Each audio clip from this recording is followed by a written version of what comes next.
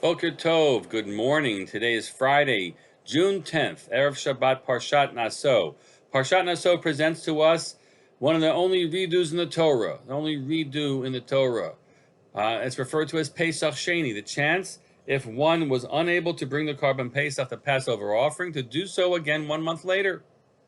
And the Torah sets the frame for us why this might be so. If you were tamei, that's the second case, or if you were ritually impure on the first Pesach, you were in contact with the dead, as some people were, but not allowed to bring the Korban Pesach. So give me a second chance. Because the Pesach, the Passover offering is such an important statement of devotion. Or were you at a derech rechoka, were you at a distant place, which has a few explanations. We'll try to touch on one, but just hold that term in your head, derech rechoka. Distance, when the first Passover was being brought. So God says you can bring a Pesach Sheni, you have a second chance, because this is the sacrifice of devotion and the sacrifice that matters. My grandfather of blessed memory, Rav Gedalia Steinberg, wrote a sefer called Sefer Gedulei Aryeh. I've sometimes referred to it, and he has an essay in the back of the sefer, an essay, it must have been a drasha, that he probably gave during the Omer period around Pesach Sheni time, which was a few weeks back. We've already finished the Omer, but I want to stick with the message if we could for a little bit. And I was drawn back to this essay because my nephew was making his bar mitzvah in Israel, his son's bar mitzvah, very nice. He decided to pull out the sefer himself and read the essay. He wrote a translation of it, which I thought was very good. And so I went back to it myself. And my grandfather is giving a drasha. My grandfather, who is a European Rav, who grew up in the Shtetl in Europe, and went to Slobodka, amongst other places, to learn Torah, and got a smicha there, and came to America and became a rabbi, eventually in Brooklyn. Church Avenue and 96th Street, that area. I hope I have those streets right. And so I imagine the drasha was given to his kehillah somewhere in the 1950s, maybe in the early 1960s. And I often walked away from his drasha saying it's very period. And I read this one, and I read it initially also very period, and then yet it stuck. And he sort of sets up the following concept that we count. The Jew who left Egypt was counting with bated breath until he can get the Torah. He was freed from the confines of Egypt, ready to be a devoted Jew. It's a version of the story, right, folks? And desirous to be one with God and to receive the Torah and connect to God. And so every day of the sphere account was for him, that Jew, that first year. It imagines sphere which we only kind of meet after Matan Torah, but he imagines it as if it were happening that first year, those 7 weeks. So that's how you count. And then he says, back in Europe, in the Ayara Me'ever Layam, he says, in the Shtetl in Europe, what did a parent count for his children? That's the shift he makes in the drasha, the transition point. And again, a version. And he said, a Jewish parent in the shtetl, with nothing more he wanted for his child was to become a Talmid Chacham, was to learn Torah, to become a devoted Jew and a deeply scholarly Jew, maybe have smicha. That was the pinnacle of the achievement. You count towards that. And that's so he sort of shifted the Omer count, and that's why I think this drasha must have been in the midst of counting, not just the drasha on Parshas Naso, but it'd be good enough for us to do it anyway. That's how people counted. It's not that way here in America. That's where the knife goes in, as he gave his drasha. Parents here aren't counting towards that at all for their kids. They want to know, they want to imagine, as he goes on to describe, when's my kid going to maybe become a doctor or a lawyer or a corporate boss or make it in real estate, he says.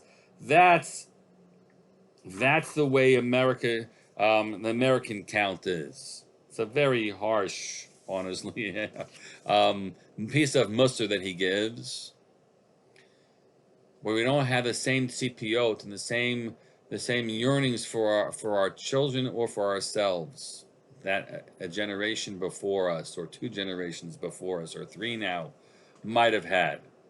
Got lost, folks. That's the muster he gave his congregation. And so I thought at first, it's a period piece. And of course, it's not a period piece. These are the same issues, of perhaps in some ways better because our kids are better educated.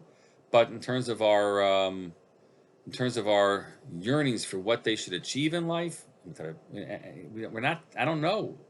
I don't know if we're there. We might have succeeded also, but how do we set those courses for our children? And forget our children, Khalila. Don't forget for ourselves. What course do we have for ourselves? What are we reaching towards? And that's where Pesach Sheni comes in, and that's why it's okay to take it out of, even though there's not a drasha during the Omer period, but it would have been a perfect drasha to give. It's still a message because even if it's reading about Pesach Sheni, it's good enough. Pesach Sheni says a redo, change course midstream, a month later, and whatever the version of a month later of our lives is. He says, a book has lots of errors in it. A sefer is written. You have proofreaders, and they miss things, and they put in the back of the book errata, a whole list of errata. My grandfather's sefer had a page and a half. It fell out. I don't know, of all these mistakes, the things they missed when they were typing it up and putting it together. So he says you get a redo. You get a second publishing, hopefully. And the second publishing, you go back in and you fix all those mistakes, and then you can present it again. And that's Pesach Sheni. It's a redo for people. Now, again, it doesn't mean that I get to bring a second carbon Pesach. I know the strengths and limits of this mashal, of this parable, but the parallel that he sets. But it's good enough. And it's a statement that says that I can stop myself and ask myself, and I'll add this piece in, I feel like I've been b'derech rechoka. That was the reason why a Pesach Sheni was called for. It was a person kind of off course when the first Pesach was being offered. Off course. Far away. And that, I think we can perhaps often say about ourselves, I don't know. I'm looking at me and I don't like the course I've been on. Or it's not good enough. I might say it's pretty good. But I have a list of errata. I have a list of mistakes. And there are ways in which I wish my course would be different. And Pesach Sheni says, give it a second try. Me'asharim lanu l'takein atzmeinu, he says. It enables us, it offers us the opportunity to fix ourselves. Notnim lanu hiznam niyot, lihipater min hashigiyot, to give us the opportunity to free ourselves of the errors, the errata that we have. That's good. And then he says, Pesach Shlishi einenu b'metziut. There isn't a third chance. There's no Pesach Shlishi, third Pesach. If not now, then when? And so a drasha that was probably given during the sphere around Pesach Sheni, a month into the Omer count, which would have really felt, really, really good inside in the Omer. It's good enough to offer it now. And for me to encourage you, and you to encourage me too, to stop, take stock, whether it's about how we're raising our kids, which we all know we set a course and we set expectations, and there's so much which is out of our control, but at least to continuously keep our eye with our children on lofty goals, and certainly for ourselves, because that at least we can do. And if we need to change course radically, we change course radically. If we need to change course in little ways, we change course in little ways. I would say that we do have more opportunities in life to change course. That's every Yom Kippur, Rosh Hashanah Yom Kippur period, or any other time, the belief in Teshuvah.